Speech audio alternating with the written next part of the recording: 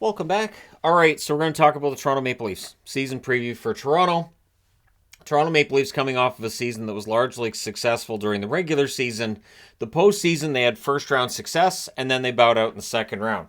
So is it progression? Yes. Is it enough progression? Most fans will say probably not.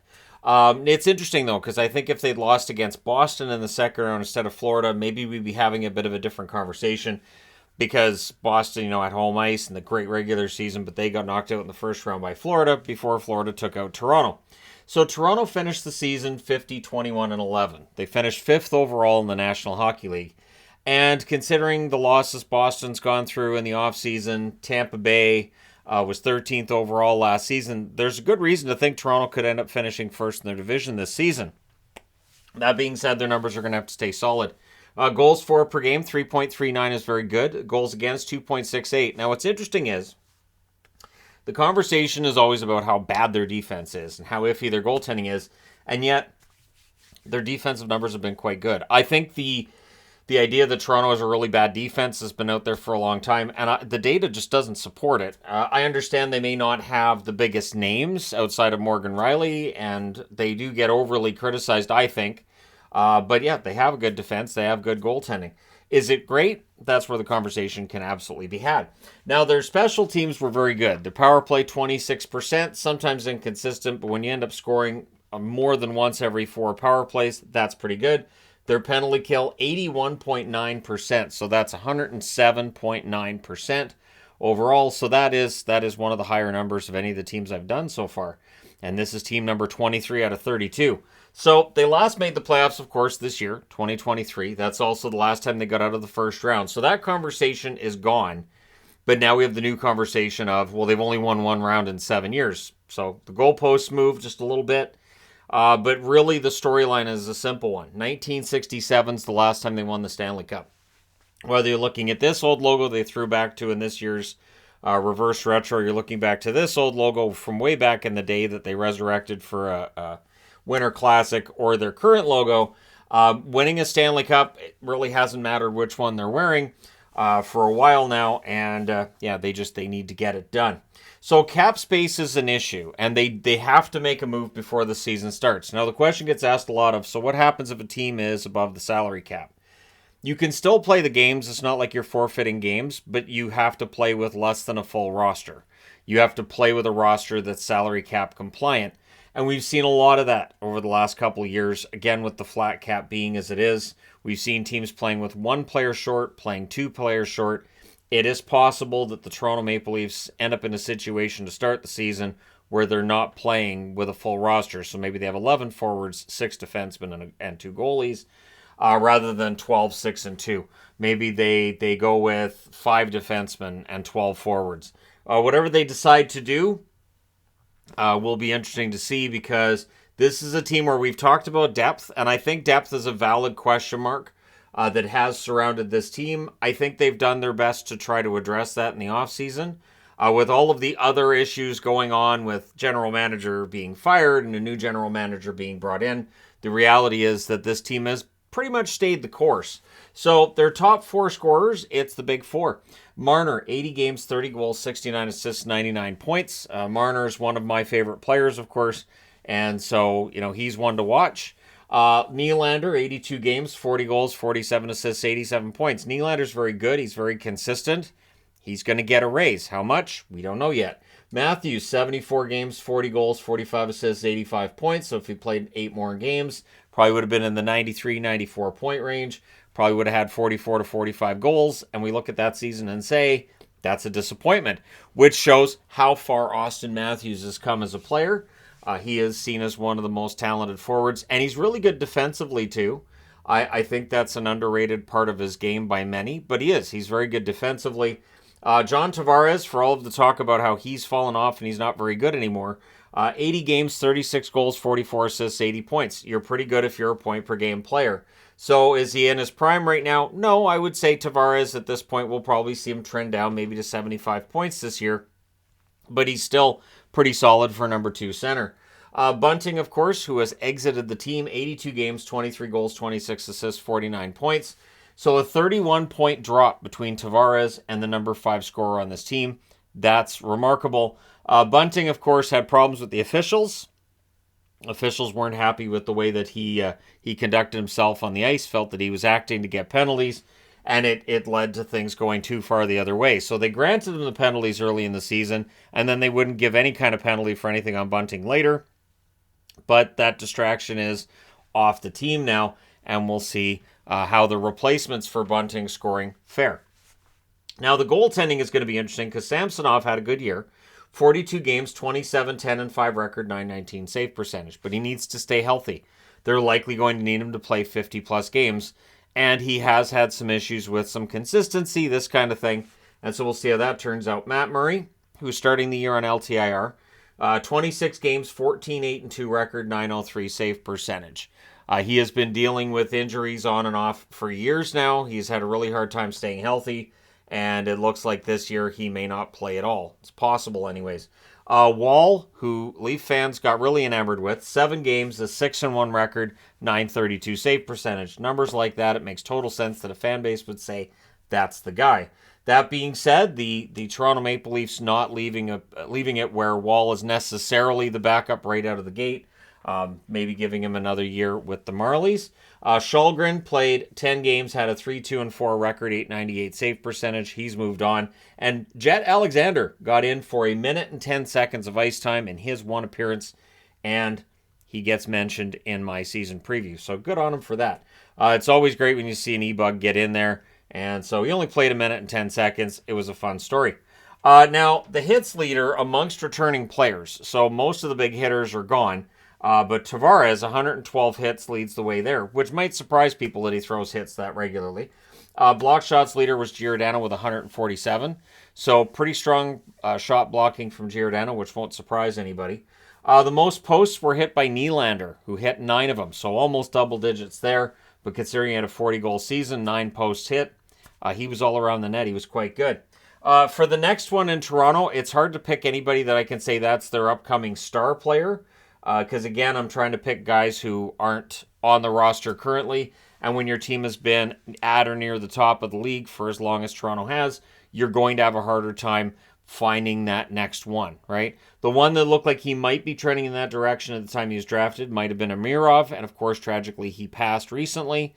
So for Toronto, there is, I think, room in this organization to find a prospect that can be that next one to come up and be a star. Fantasy sleeper, I'm going with Nyes. I don't know how much of a sleeper Nyes necessarily is, but with this team needing for the depth guys to pick it up and to have 3 scoring lines, and I think that should be the goal this year, this may give Nyes more opportunities to get those scoring opportunities. Maybe he ends up on that second power play unit as a permanent fixture there and gets his share of points there, because we know the power play is still going to be quite good. The MVP, it comes down to Matthews. I kind of wanted to put Marner up there, but let's be honest, it is going to be on Matthews. If this team's going to finish first in the division, if this team's going to have another really solid season, it's going to come down to the player who currently is the highest paid player in the National Hockey League, or at least starting next year, he'll be the highest paid player in the National Hockey League. There's a lot of pressure there, but he has excelled under that pressure. He has already shown that he can play under that pressure, and with the 4-year extension that he's given Toronto, means for the next half decade he's still a Maple Leaf. So I'm not of the mind that it does any good to worry about what's going to happen 5 years from now. Just look at where the team is right now and what the plan is going forward. The schedule's not too bad with the Toronto Maple Leafs. In fact, they have a homestand between November 4th and 11th. There's 5 games in there. They're at home against Buffalo, Tampa, and then they have 3 Canadian teams, Ottawa, Calgary, and Vancouver. So how that homestand goes is going to decide whether the media and the fans are excited or the media and the fans are potentially a little bit panicked, especially with 3 Canadian teams in a row coming in. You know they want to beat the Canadian teams, but you know Canadian teams go into Toronto saying we really want to beat Toronto and quiet these fans down. Now, the exits from this team, they are substantial. You've got Bunting, as mentioned. O'Reilly left as well. Talked about how, you know, the basically the fishbowl you're living in Toronto, where everything you do is analyzed and analyzed some more, that wasn't as attractive to him as going to Nashville. But that being said, there are players who don't have a problem with it, like, for instance, Matthews. Luke Schenn exits the team. I'm mildly surprised by that one. I wish they could have kept him, but cap space. There isn't any. And of course, Hall, who goes off to Detroit. I think Hall probably was overly criticized as a Leaf over the last couple of years. I understand, because again, this is a team that's going to get a lot more analysis than others. But I think Hall was decent as a top four. I'm not saying fantastic, Norris level or anything, but I think he was fine. Achari also leaves. He goes off to, I believe, Pittsburgh, right, to be with Kyle Dubas once again. Aston Reese exits, Simmons exits, Gustafsson exits, and Shalgren, as previously mentioned, is out as the number 3 or number 4 goalie in the organization. So those are your exits. Now, the additions, Tyler Bertuzzi comes over from Boston. He had an iffy season with Detroit going, goes to Boston, plays really, really well. Had a decent playoffs on a Boston team that fell apart in that first round, but I thought Bertuzzi was good. Domi's an interesting one. He comes over from Dallas, so 2 players coming over from teams I cheer for. Domi had arguably, I think, the best season he's had in a while in the split between Chicago and Dallas, but we'll talk about that again in a moment. So with Bertuzzi and Domi, you're adding that sandpaper as well as talent, right?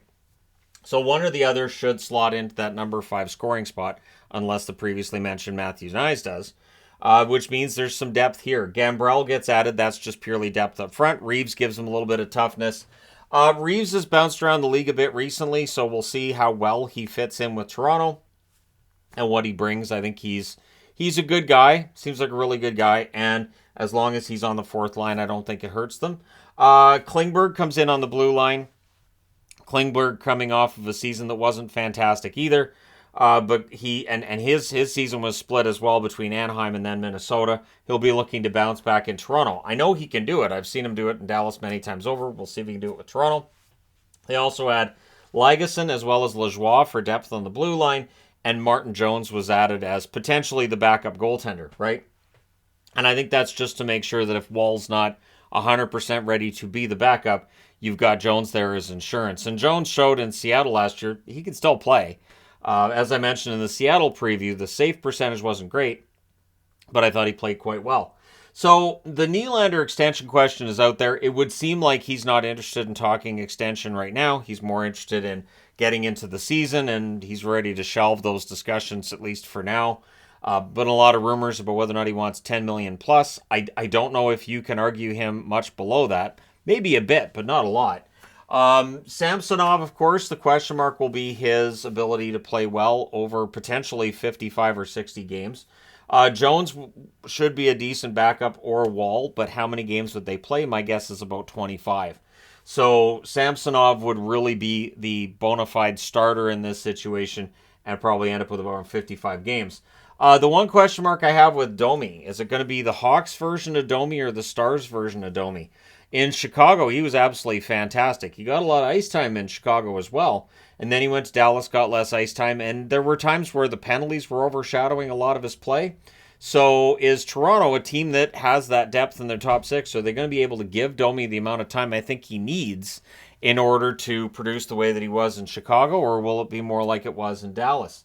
And the interesting thing, too, for me with Toronto is I've talked about them potentially finishing first. And 63% of the channel thinks they'll be first or second in the division. They were last first in the division. That was in the Canadian division in 2021. And then prior to that, they were first in the Northeast division in 2000. So they don't finish first very often.